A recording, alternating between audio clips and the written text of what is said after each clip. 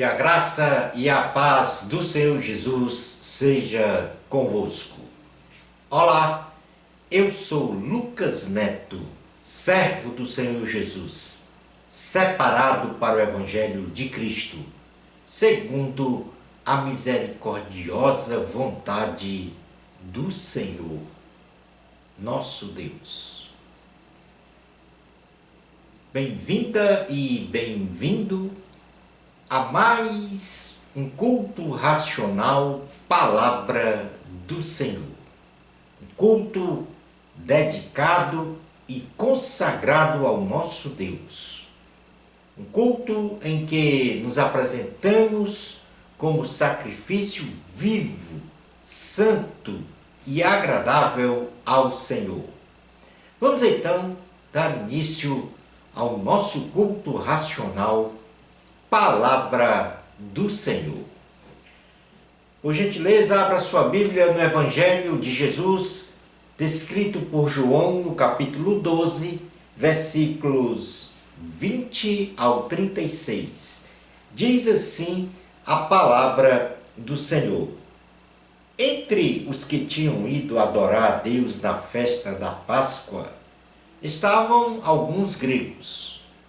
Eles se aproximaram de Filipe, que era de Betsaida da Galiléia, com um pedido: Senhor, queremos ver Jesus.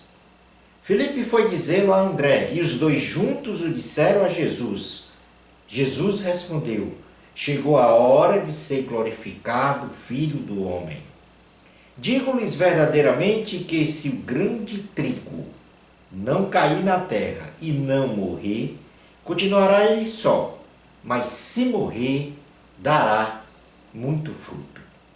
Aquele que ama a sua vida a perderá, ao passo que aquele que odeia a sua vida neste mundo a conservará para a vida eterna.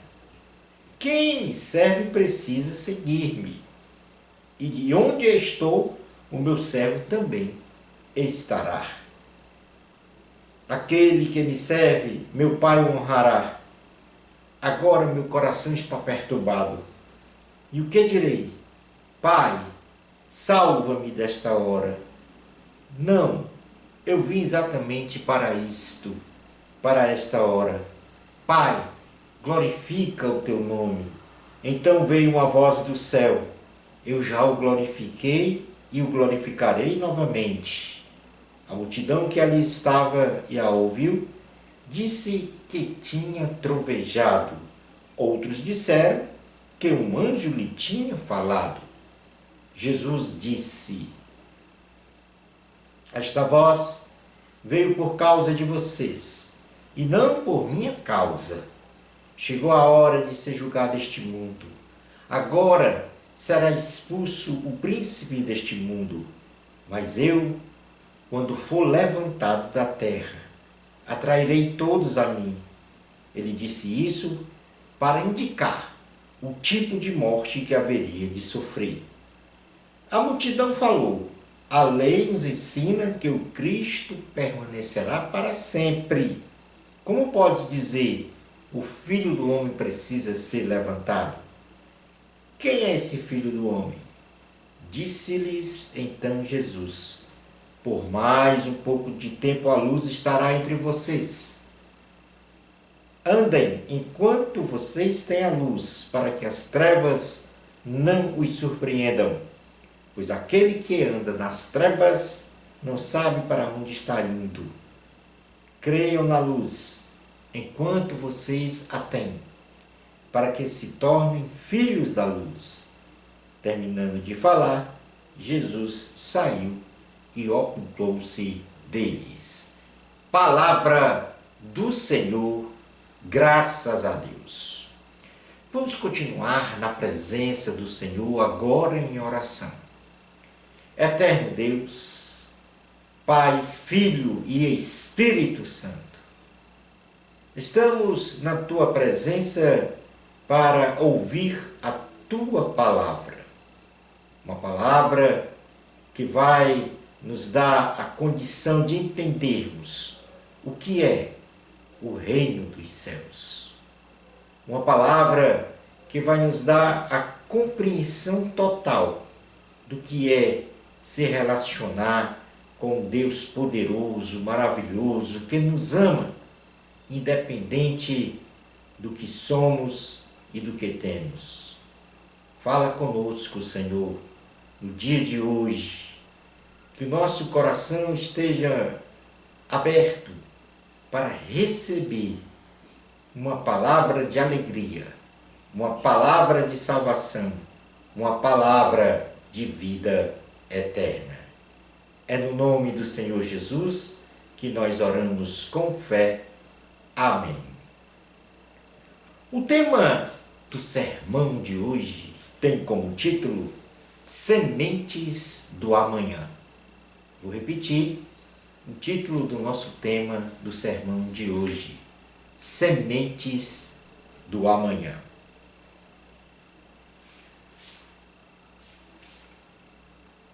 No versículo 20 ao 22 do texto base lido de João 12, deste sermão, gregos, ou seja, pessoas não tementes a Deus, queriam ver Jesus. Interpelaram os apóstolos Filipe e André para ver e ouvir a Cristo, e eles foram atendidos. Jesus trata com eles e em um diálogo o Senhor faz dois ensinos, sendo o primeiro sobre o amar a Deus e o segundo sobre a missão do próprio Senhor Jesus. E o que significa então amar a Deus? Como é a forma ou o meio de se amar a Deus? Quando é que amamos realmente a Deus?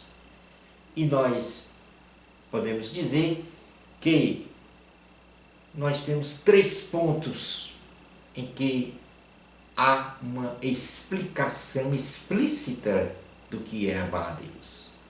E o primeiro é que nós precisamos produzir virtudes para o reino de Deus. No versículo 23 e 24 de João 12, Jesus diz a palavra: Jesus respondeu: chegou a hora de ser glorificado o Filho do Homem. Digo-lhes verdadeiramente que se o grão de trigo não cair na terra e não morrer, continuará ele só, mas se morrer, dará muito fruto. Isto quer dizer que quem vive de forma egoísta só para si não produz benefício nenhum para ninguém, nem mesmo para si. Nós precisamos plantar o próprio eu na terra, e é isso que Jesus quis dizer, e morrer com os seus valores contrários ao cristianismo. Nós precisamos, então, morrer para o mundo, para ressurgir, para a vida com abundância. Jesus trilhou este caminho porque ele morreu, ressuscitou e foi glorificado. É preciso morrer para ressurgir para a vida eterna. Significa que o que Jesus quis dizer é que nós devemos nos voltar,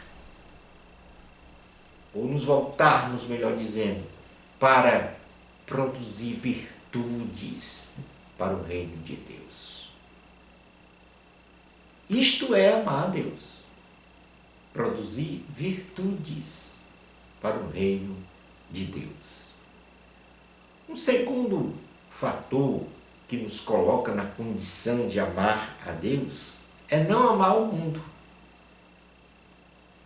No versículo 25, diz assim, de João 12: aquele que ama a sua vida a perderá. Ao passo que aquele que odeia a sua vida neste mundo, a conservará para a vida eterna. Uma vida egoística é uma vida inútil. Precisamos viver para Deus e viver para o próximo.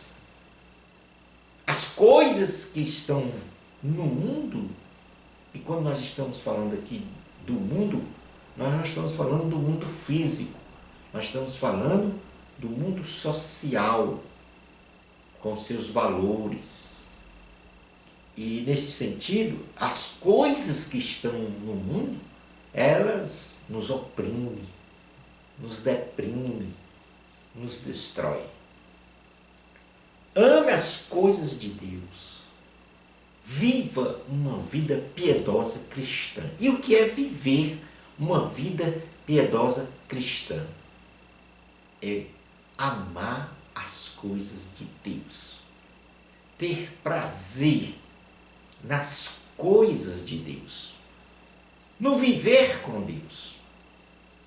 E por isso é muito importante que não venhamos a colocar os valores do mundo no nosso coração, no lugar de Deus. E nesse sentido, na primeira carta de João, no capítulo 2, versículos 15 ao 17, olha o que o apóstolo João fala para todos nós. Não amem o mundo, nem o que nele há. Se alguém amar o mundo, o amor do Pai não está nele. Pois tudo que há no mundo, a cobiça da carne, a cobiça dos olhos e a ostentação dos bens, isto não provém do Pai, mas do mundo. O mundo e a sua cobiça passam, mas aquele que faz a vontade de Deus permanece para sempre. Não amar o mundo é dar prioridade à vontade de Deus na sua vida. E uma forma hoje de você manifestar esta prioridade na sua vida é entregar a sua vida ao Senhor Jesus, o nosso Salvador. Aquele que caminhou para a cruz, foi crucificado, morto, sepultado, mas ao terceiro dia ressuscitou, estabelecendo a vitória sobre a morte física e espiritual, para que um dia nós venhamos também a ressuscitarmos num corpo glorioso. E, portanto, isto é amar a Deus. Não amar o mundo e fazer a vontade do Senhor. Um terceiro fator de manifestação, de demonstração do amar a Deus é servir e seguir a Jesus. Servir e seguir a Jesus. O versículo 26 de João 12, que faz parte do texto base que nós lemos, diz: quem me serve precisa seguir-me. E onde estou, o meu servo também estará. Aquele que me serve, meu Pai o honrará. Pode ter a certeza absoluta disto. Quem serve a Deus será honrado ou honrada pelo Senhor. E onde Jesus então está agora? Porque ele diz que aquele que serve e segue a ele estará onde ele está. Então, onde Jesus está agora? Aqui nós temos uma promessa neste versículo. Porque aonde ele estiver, lá também estaremos. Colossenses capítulo 3, versículos 1, na carta aos Colossenses, capítulo 3, versículo 1, escrito pelo apóstolo Paulo, diz assim: portanto, já que vocês ressuscitaram com Cristo, procure as coisas que são do alto, onde Cristo está assentado à direita de Deus. Quem serve a Deus, quem segue a Jesus, vai estar no céu. com absoluta certeza. E, portanto, o primeiro ensino de Jesus àqueles gregos que procuraram Filipe e André para falar com Jesus, o primeiro ensino de Jesus a eles é: vocês têm que amar a Deus.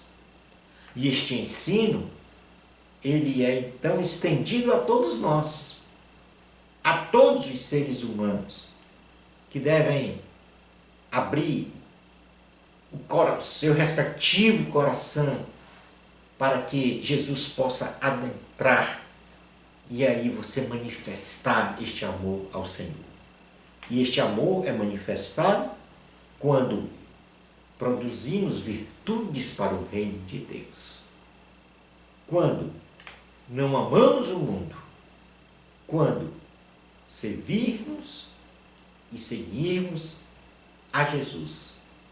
E foi isso o que ele quis dizer quando ele fala da semente do trigo, que ele diz assim, no versículo 24, se o grão do trigo não cair na terra e não morrer, continuará ele só. Ou seja, se o grão do trigo, aqui tipificado em nós, vivemos para o mundo, ele não vai exatamente produzir absolutamente nada. Mas ele em seguida diz, mas se morrer, dará muito fruto. Se você se voltar para Deus, você frutificará. Você prosperará. A sua vida será restaurada, transformada. Você sairá da mesmice em que vive hoje e estará ao lado de Jesus, sempre vivendo uma jornada feliz, independente das circunstâncias que você venha a viver, a passar, a experimentar. E, portanto, entrega a tua vida a Jesus Cristo, o Salvador da humanidade, o único que pode te conceder vida eterna, começando aqui na terra, não é lá no céu não, começando a vida eterna, a sua vida eterna, a nossa vida eterna, começa aqui, neste planeta Terra, quando vivemos voltados, dedicados, consagrados ao Senhor Jesus. E lá estaremos com Ele, porque esta é uma promessa que Ele fez. Na carta aos Gálatas, também escrita pelo apóstolo Paulo, no capítulo 2, versículo 20, diz: já estou crucificado com Cristo, e vivo não mais eu, mas Cristo vive em mim. E a vida que agora vivo na carne, vivo-a na fé do Filho de Deus, o qual me amou e se entregou a si mesmo por mim. E se entregou a si mesmo por mim. Um segundo ensino de Jesus para estes gregos que o procuraram, queriam falar com ele de qualquer forma, Jesus falou da sua própria missão. Por que que ele veio a este planeta Terra? Um Deus que se despoja da sua majestade, por que não dizer da sua glória nos céus? Se faz homem, se faz carne e cumpre uma missão. Que missão foi essa? A missão de salvar a humanidade.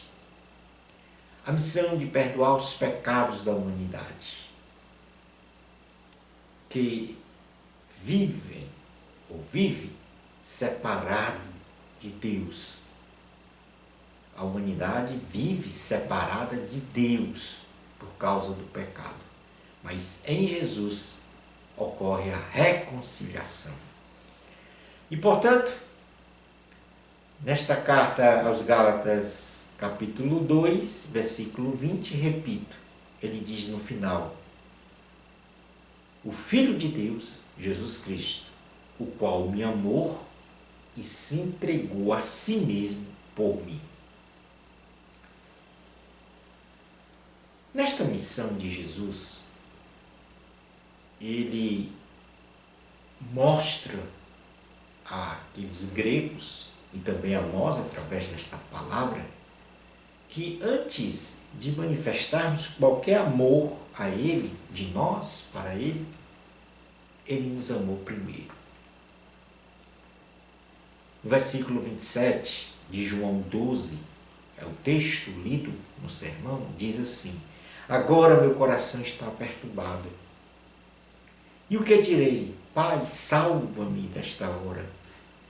Não, eu vim exatamente para isto, para esta hora.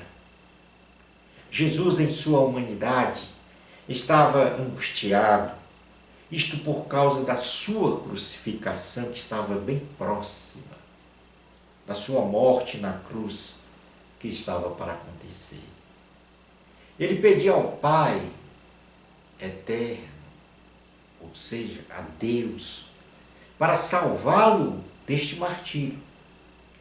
Porém, afirmou com toda a convicção e amor, por mim e por você, que o seu compromisso, o seu propósito de estar aqui na terra era de salvar a humanidade.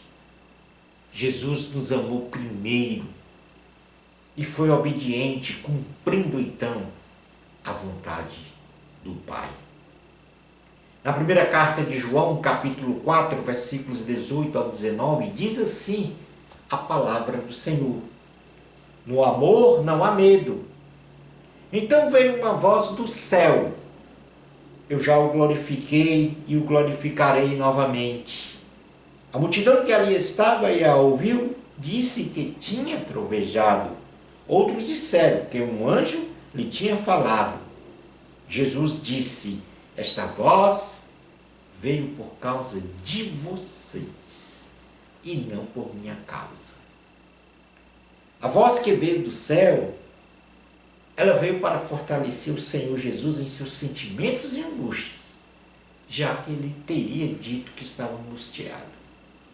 A voz que veio do céu veio para mostrar aos ouvintes e a nós hoje que a obra de Cristo é gloriosa, é salvífica e que nos leva também à glorificação, ou seja, à vida eterna. A voz de Deus chega agora ao teu ouvido e ao teu coração. Então, atenda o chamado desta voz, porque é uma voz de redenção, porque é uma voz de salvação, porque é uma voz de vida eterna para você.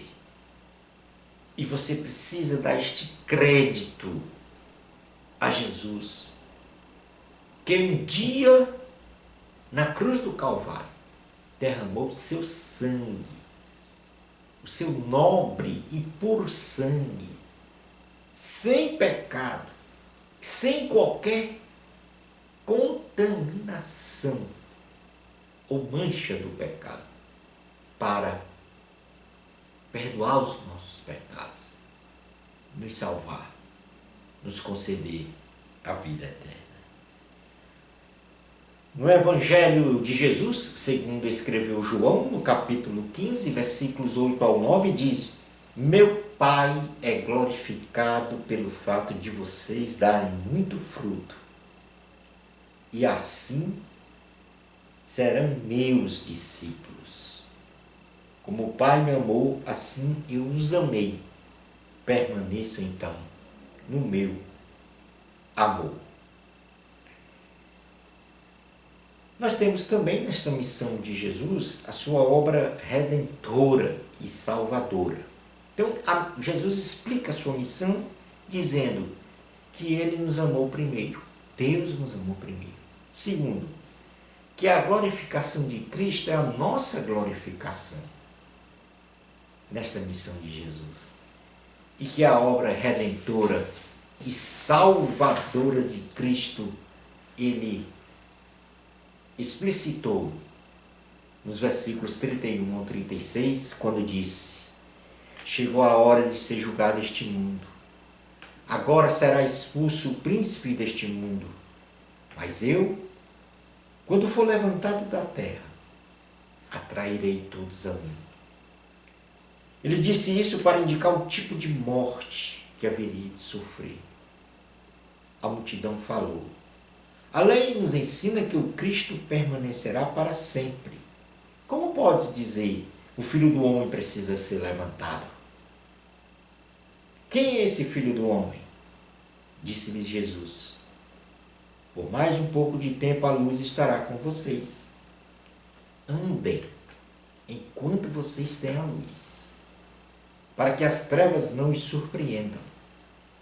Pois aquele que anda nas trevas não sabe para onde está indo. Aquele que anda nas trevas não sabe para onde está indo. Creiam na luz enquanto vocês a têm.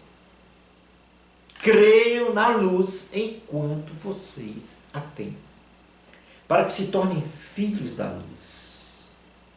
Terminando de falar, Jesus saiu e ocultou-se deles. Presta atenção nesta mensagem. Jesus está dizendo a você que creia nesta luz enquanto vocês a têm, pela palavra, pela pregação desta palavra, a palavra do Senhor, para que se tornem filhos da luz. Porque haverá um dia em que Jesus vai voltar a este planeta para buscar a sua igreja. E aí, ele viverá com a sua igreja nos céus.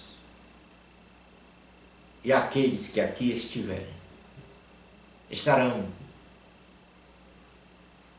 ocultos a Deus, como Deus estará ocultos a eles por toda a eternidade, separados de Deus. E, portanto, Jesus aqui nos adverte: creiam na luz enquanto vocês a têm, para que se tornem filhos da luz. Cristo anuncia sua obra redentora aqui e salvadora para a humanidade. Jesus é a luz do mundo. Jesus é a luz para você. Jesus é a minha luz. João capítulo 8, versículo 12 diz, falando novamente ao povo, Jesus disse: eu sou a luz do mundo. Quem me segue nunca andará em trevas, mas terá a luz da vida. Mas depois de tudo aqui o que eu falei, segundo a mensagem do Senhor, quero voltar aqui a lembrar sobre o tema deste sermão de hoje. E o tema tem como título Sementes do Amanhã. É preciso esta semente que hoje está lançada na terra venha a morrer, não no sentido físico que eu estou a dizer, mas venha a morrer para os valores do mundo que são contrários ao cristianismo. E esta semente caindo nesta terra, segundo, ou seja, cheia dos valores cristãos, certamente vai frutificar. E frutificar em abundância. E, portanto, é importante que você seja o tema do sermão de hoje, Sementes do Amanhã. E sementes do amanhã, porque é o que está escrito na primeira carta aos Coríntios, no capítulo 15, versículos 36 49.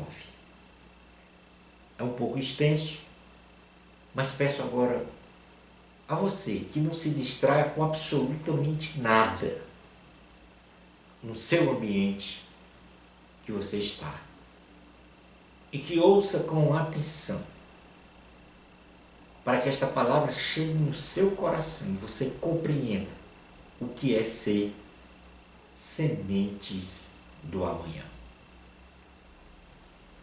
Diz assim a palavra do Senhor na primeira carta aos Coríntios, no capítulo 15, versículos 36 ao 49. Começa dizendo: insensato, o que você semeia não nasce a não ser que morra.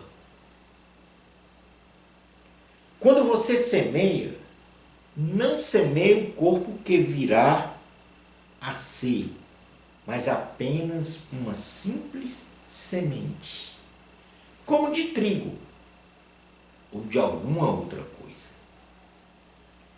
Mas Deus lhe dá um corpo como determinou, e a cada espécie de semente dá o seu corpo apropriado. Nem toda carne é a mesma. Os homens têm uma espécie de carne, os animais têm outra, as aves outra, e os peixes outra. Há corpos celestes e há também corpos terrestres. Mas o esplendor dos corpos celestes é um, e o dos corpos terrestres é outro. Um é o esplendor do sol, outro o da lua, e outro o das estrelas. E as estrelas diferem em esplendor umas das outras. Assim será com a ressurreição dos mortos. O corpo que é semeado é perecível e ressuscita imperecível. Este corpo físico, ele quer dizer que este corpo físico ele é perecível. Mas o corpo glorioso que nós vamos ressuscitar, ele é imperecível. Ou seja, é eterno. Versículo 43. É semeado em desonra e ressuscita em glória. O corpo é semeado em desonra e ressuscita em glória. É semeado em fraqueza e ressuscita em poder. É semeado um corpo natural e ressuscita um corpo espiritual. Se há corpo natural, há também corpo espiritual. Assim está escrito: o primeiro homem, Adão, tornou-se um ser. O último Adão tornou-se espírito vivificante. Não foi o espiritual que veio antes, mas o natural. Depois dele, o espiritual. O primeiro homem era do pó da terra. O segundo homem do céu. O primeiro homem era do pó da terra, Adão. O segundo homem do céu, Jesus. Os que são da terra são semelhantes ao homem terreno. Os que são do céu, ao homem celestial, Jesus. Assim como tivemos a imagem do homem terreno, teremos também a imagem do homem celestial, que é Jesus. Sementes do amanhã. O grande trigo que cair na terra e não morrer para os valores do mundo, este grão ficará só, separado de Deus. Mas se cair na terra e morrer para os valores do mundo, vai frutificar para os valores de Deus. e este vai viver de forma abundante, num corpo glorioso, no céu, eternamente. Você ouviu o que Jesus disse na palavra de hoje? Você compreendeu o que Jesus disse na palavra de hoje? Reflita sobre a palavra de Deus que você ouviu e compreendeu. Obedeça ao chamamento do Senhor e por isso entrega a tua vida a Jesus para sua salvação, para que Jesus conceda a você a vida eterna. Eterno Deus, Pai, Filho e Espírito Santo, quão grandioso é a salvação em Cristo Jesus. E assim, por esta grandiosidade, por esta maravilha, por esta tão grande salvação, não podemos rejeitar esta mensagem. Porque sabemos que só em Cristo Jesus é que podemos resgatar a condição de um ser humano criado por Deus para viver eternamente com Ele. Infelizmente, o pecado nos separou de Deus. Mas Tu nos amou primeiro. E por isso veio a este mundo e foi crucificado, morto e sepultado, mas ao terceiro dia ressuscitou. Ó Deus, queremos Te amar, mas não amar só de boca. Queremos frutificar, produzir para o Teu reino. Queremos rejeitar os valores do mundo que são contrários à Tua vontade. Queremos Te servir e Te seguir para sempre, ó Deus. Porque compreendemos que a Tua missão é nobre, é de grande valor, é uma missão salvadora, redentora, que nos proporcionará a condição de ter um corpo glorioso, imune a todos os males que hoje enfrentamos na terra. Senhor, sei que muitas pessoas ouviram esta palavra e foram tocadas pelo Teu Espírito. Escreve o nome de cada pessoa no livro da vida. E que o Senhor passe agora a presidir, dirigir a vida destas pessoas, para que tenham jornada feliz, para que compreendam que a salvação e a vida eterna, sim, a salvação em si, é o maior bem, o mais importante valor que eles agora têm em suas respectivas vidas. É com fé no Senhor Jesus que nós oramos. Amém. Chegamos então ao final de mais um culto racional, Palavra do Senhor. Muito obrigado pela sua participação.